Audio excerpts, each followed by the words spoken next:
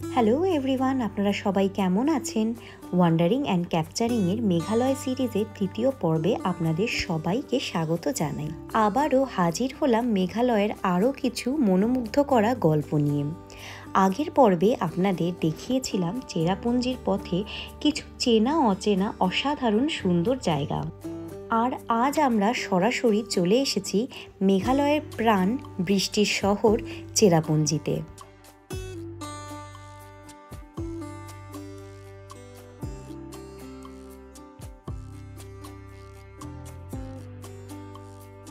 চারিদিকে শুধু সবুজ আর সবুজ, আর তার বুক চিরে নেমে আসা সাদা জলের ধারা। বর্ষায় মেঘালয় যে এত সুন্দরভাবে আমাদের স্বাগত জানাবে ভাবতেই পারিনি।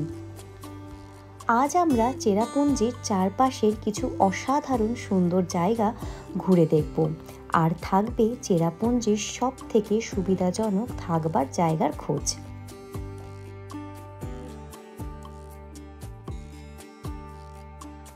চলুন তাহলে ঘুরে দেখি কাছ থেকে এই বৃষ্টির শহর চেরাপুঞ্জিকে। মেঘালয়ে এলে এই ন্যাচারাল সুইমিং পুল কিন্তু একদম মিস করা চলবে না।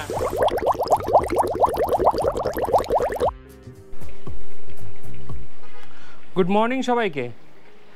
আজকে আমাদের ট্রিপের দ্বিতীয় দিন, সময় বাজে সকাল 10টা। এই হচ্ছে আমাদের ব্যালকনি থেকে ভিউ। একটা মনোরম ব্যাপার আছে কিন্তু এই হোটেলটাতে।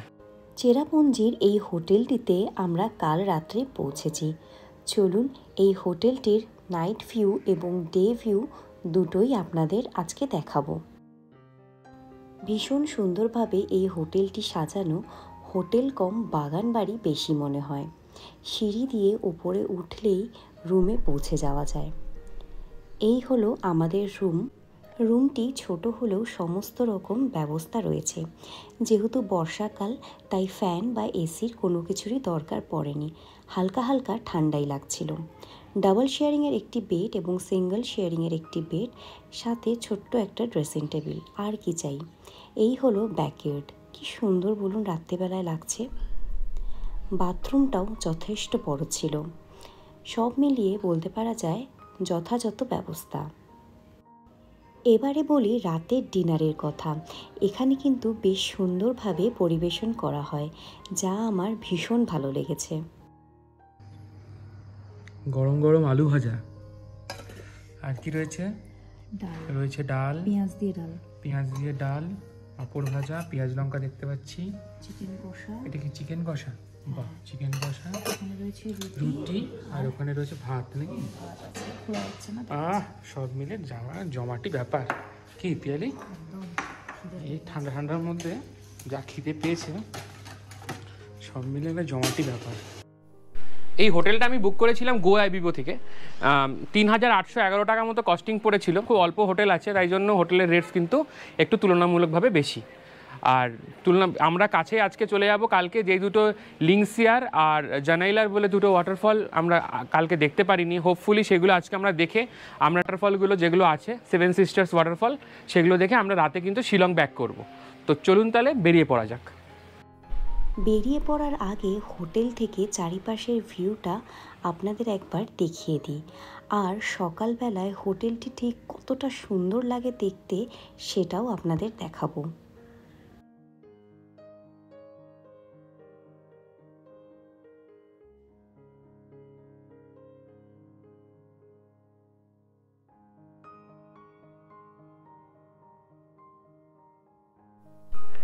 গুড মর্নিং সকলকে। আমার তরফ থেকে গুড মর্নিংটা বলা হয়নি।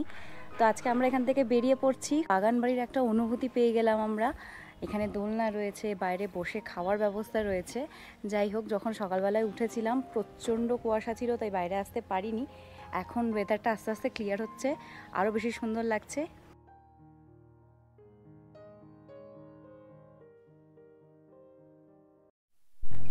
বেরিয়ে পড়েছি চেরাপুঞ্জির সৌন্দর্য দেখতে, যার শেষ হবে শিলংয়ে গিয়ে। এই মুহূর্তে কুয়াশা আর মেঘে পুরো রাস্তা ঢাকা। আমাদের ড্রাইভার দাদা বারবার বলছিলেন আজ কিছু দেখতে পাবো কি না সন্দেহ আছে। কিন্তু জানেন তো, প্রকৃতির টানে মন যা চায় তা থেকে নিজেকে আটকানো অসম্ভব।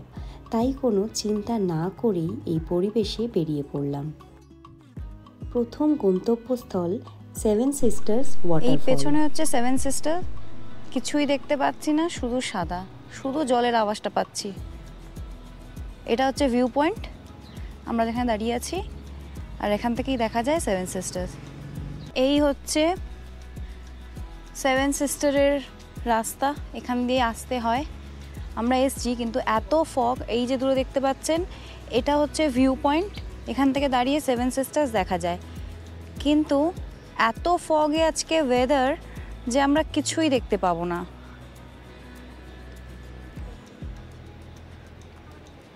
তো তোমাদের কি এক্সপিরিয়েন্স একটু বলো। মন খারাপ হয়ে গেল, আর কি বলবো, পুরো স্যাড, কিচ্ছু দেখা যাচ্ছে না এখন, কিচ্ছু মানে কিচ্ছু না। কিছুই দেখা, গেছিলাম কাঞ্চনজঙ্ঘা দেখতে না পেয়ে যেরকম মন খারাপ হয়েছিল, ঠিক আজকে ঠিক এখানে দাঁড়িয়ে ঠিক সেরকম মন খারাপ হচ্ছে। যা কিছু করার নেই, লাক ফেভার অনেক সময় করে না। থেকে দেখা যায় সেভেন সিস্টার, পুরো সাদা, একটা কোণা দেখতে পাচ্ছি না, শুধু জলের আওয়াজটা পাচ্ছি। যাই হোক, অল্প মন খারাপ নিয়ে বেরিয়ে পড়লাম পরের গন্তব্যস্থলের দিকে। হালকা বৃষ্টি নামল, বর্ষাকাল, বৃষ্টি তো সাথে থাকবেই। পৌঁছলাম ওয়াখাবা ফলসে। প্রচণ্ড বৃষ্টি পড়ছে, প্রচণ্ড না তবে ভালোই পড়ছে, তাই আমাদেরকে পঞ্চ বার করতে হয়েছে। এমনিতে রাস্তা একটু স্লিপারি আছে কিছু কিছু জায়গায়। আমরা আছি এখন ওয়াখাবা ফলসে, দেখতে চলেছি ওয়াখাবা ফলস। বেশ অনেকটা সিঁড়ি দিয়ে নিচে নামতে হবে, তাই আর রেনকোটটা পরে নিলাম, নাহলে পুরো ভিজে যাবো, সারাদিন ভেজা গায়ে থাকতে হবে।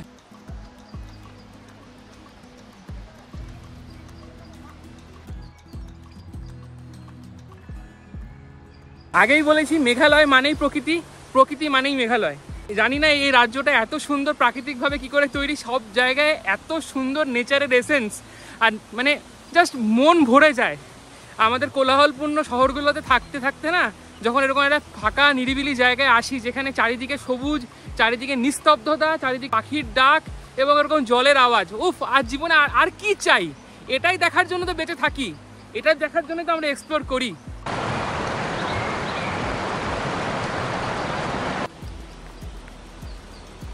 পিছনে যে ওয়াটারফলটা, এটা ওয়াখাবা ওয়াটারফল নাকি সামনে গিয়ে ওয়াখাবা ওয়াটারফল জানি না, তবে সামনে আরও একটা ওয়াটারফল আছে।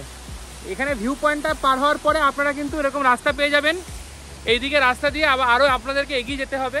তো ওই ওয়াটারফলটা দেখতে যাওয়ার জন্য আমরা সেটাই দেখতে চলেছি।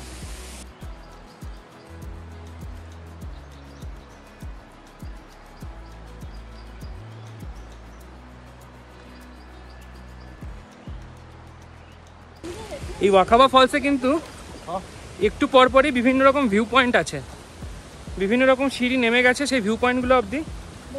তো ভিউ পয়েন্টগুলো দেখতে দেখতে আপনাদেরকে যেতে হবে।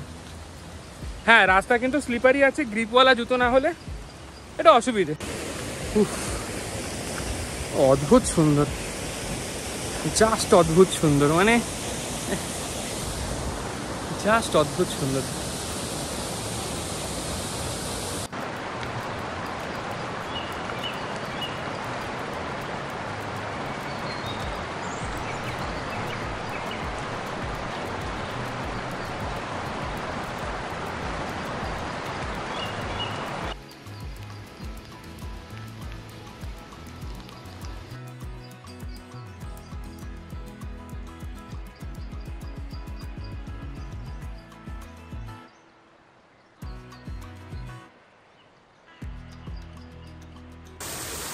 জাস্ট অপূর্ব।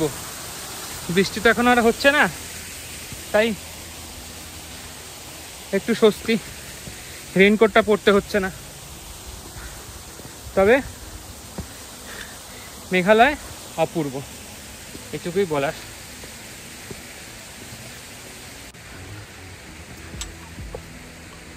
যেতে যেতে এরকম ভিউ কার না ভালো লাগে বলুন?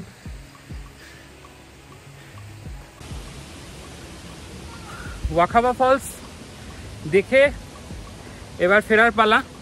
ওয়াখাবা ফলস কিন্তু ভালোই ট্যুরিস্টিক, কারণ প্রচুর লোক আসে, কারণ এটা অন দ্য রুট পড়ে বাদবাকি ডেস্টিনেশনগুলোর, তাই এখানে ভিড় ভালোই হয়। আর সকালে আসেও, তবে ভিড় হয় জন্য কিন্তু মানুষ একেবারেই জায়গাটাকে কিন্তু নোংরা করেনি, এটাই ভালো লাগলো।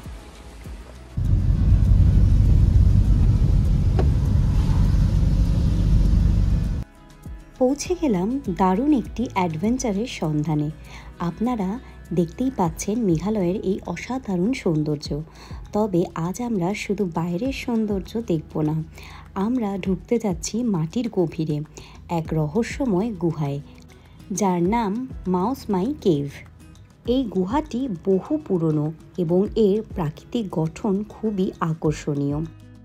শোনা যায় এর ভেতর দিয়ে নাকি এক প্রান্ত দিয়ে ঢুকে অন্য প্রান্ত দিয়ে বেরোনো যায়।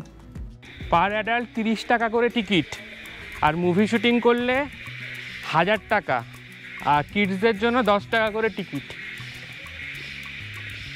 অনেকে কিন্তু ফিরে যাচ্ছে ভয়ের চোটে, ভয় পেলেও দিয়ে প্রচুর জন ফিরে যাচ্ছে।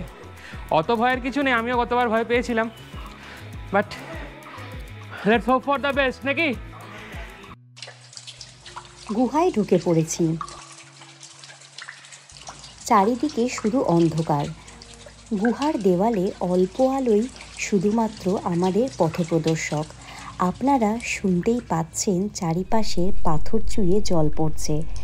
মেঝেটা ভীষণ পিচ্ছল, সাবধানে পা ফেলতে হচ্ছে। আমাদের ড্রাইভার দাদাও আমাদের সঙ্গে আছেন। পাথরগুলো এতটাই নিচু হয়ে নেমে এসেছে যে মাথা বাঁচিয়ে চলা সত্যিই চ্যালেঞ্জিং। তবে সব মিলিয়ে একটা দারুণ অ্যাডভেঞ্চার ব্যাপারটা। প্রকৃতির এই সৃষ্টিকে এত কাছ থেকে দেখা এক অসাধারণ অভিজ্ঞতা।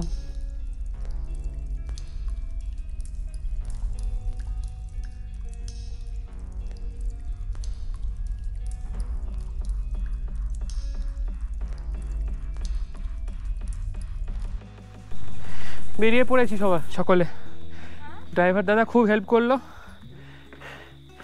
এইটুকু বলতে পারি, বয়স্কদের এখানে না আসাই ভালো, আর বয়স্করা কেউ আসেও না। একটা বয়স্ককে আমি আসতে দেখিনি, সব বাইরে থেকে ফিরে যাচ্ছে। হ্যাঁ, অনেক ইয়াং, গৃহবধূ, ওয়ার্কিং ওম্যান, যেই হোক না কেন জানি না, তারাও ফিরে যাচ্ছে।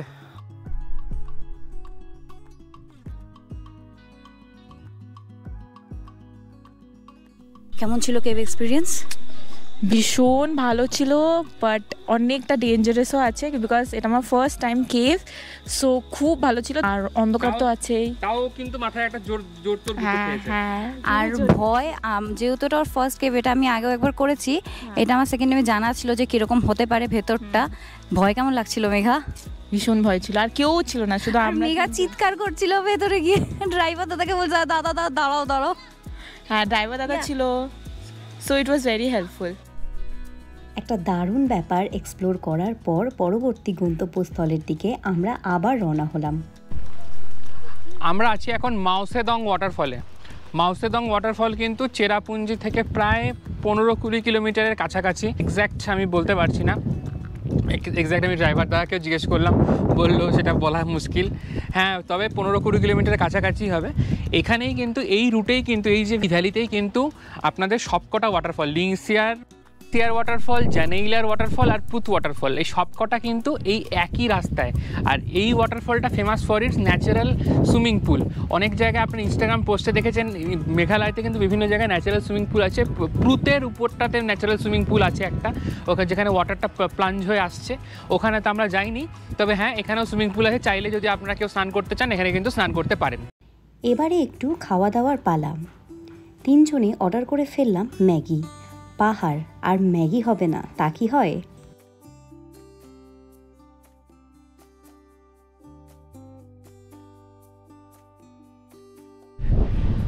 ন্যাচারাল সুইমিং পুলে স্নান করতে চললাম।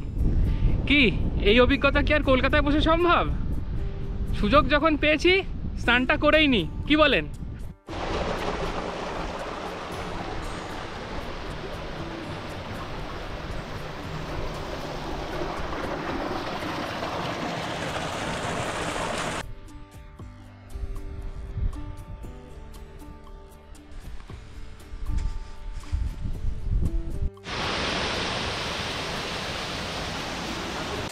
এই জলটা যতটা গভীর মনে হচ্ছে অতটা কিন্তু গভীর নয়, একদম মাঝখানের দিকে 6 ফুট মতো গভীর আছে।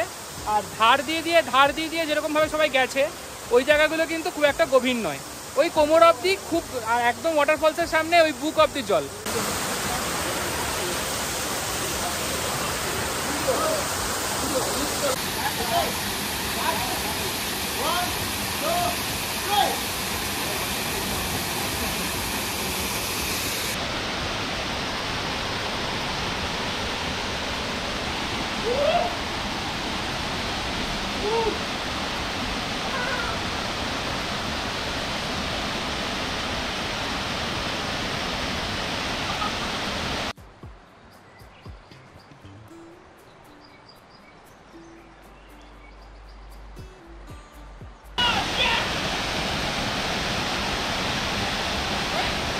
সবাই মিলে স্নান করে নিলাম, কারণ স্নানটা না করলে পুরো মিস হয়ে যেত। এত দূর এসে এরকম ন্যাচারাল সুইমিং পুলে স্নান করার সুযোগ কি সব জায়গায় পাওয়া যায়? যাই হোক, এখন স্নান করা হয়ে গেছে। আমি ড্রেস নিয়ে এসেছিলাম, ওরা দুজন নামবে না ভেবেছিল, তাই ড্রেসও আনেনি, কোনো ক্রমে ম্যানেজ করলো। এখন এই ভেজা গায়ে নিয়ে আমরা চললাম আমাদের গাড়ির উদ্দেশ্যে। আপনাদেরকে বলবো, এই ওয়াটারফলটা কিন্তু, এই সুইমিং পুলটাকে, ন্যাচারাল সুইমিং পুলটা কিন্তু একদম মিস করবেন না। এটা কিন্তু একবার আসতেই হবে, যদি এই রুটে আসছেন এবং ভালো কিছু ন্যাচারাল এক্সপিরিয়েন্স করতে চান। এই ওয়াটারফল, এই ন্যাচারাল সুইমিং ওয়াটারফল কিন্তু আসতেই হবে। মেঘালয়ে এলে এই ন্যাচারাল সুইমিং পুল কিন্তু একদম মিস করা চলবে না। মাও সেদং ওয়াটারফলস এবং সুইমিং পুল দুটোই পাশাপাশি। এই সুইমিং পুলে একবার স্নান কিন্তু অবশ্যই। রয়েছে মেয়েদের জন্য চেঞ্জিং রুম, সমস্ত সুযোগ সুবিধাই রয়েছে একটা স্নান করার জন্য যা যা প্রয়োজন। সুতরাং এই সুযোগ কিন্তু মিস করলে চলবে না। আমরা এখন চলে যাচ্ছি ড্রেস চেঞ্জ করতে। এখানে সমস্ত রকম সুযোগ সুবিধে রয়েছে। এরপরে বেরিয়ে পড়ব পরবর্তী গন্তব্যস্থলের দিকে। আমরা এখন যাচ্ছি লিংসিয়ার ওয়াটারফলের দিকে। এটাও মনে হচ্ছে ভীষণ সুন্দর হবে।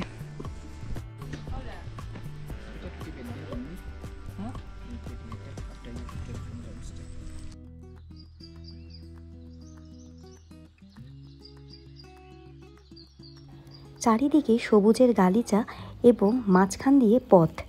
এই পথ ধরেই আজকে আমাদের চলে যেতে হবে লিংসিয়া ওয়াটারফলের দিকে।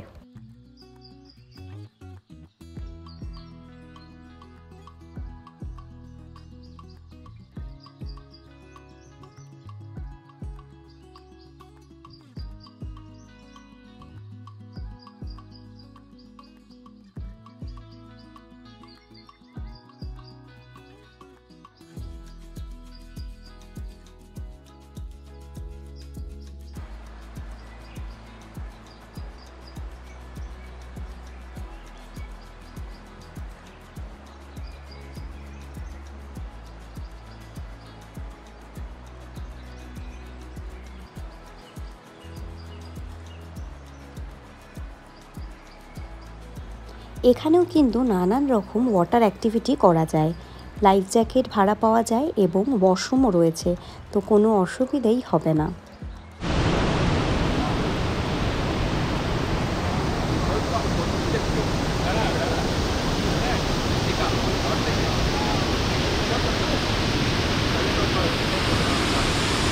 এত ভালো লাগছে বলে বোঝাতে পারছি না। প্রত্যেকটা ওয়াটারফল অন্য অন্য রকম সুন্দর। অনেকক্ষণ ধরে টাইম স্পেন্ড করছে এক একটা জায়গায়। এখানেও স্নান করা যায়, লাইফ জ্যাকেট ভাড়া পাওয়া যায়, কিন্তু অলরেডি আমরা স্নান করে এসেছি, তাই আমরা এখানে আর স্নান করব না। এই ওয়াটারফলটাও ভীষণ সুন্দর দেখতে।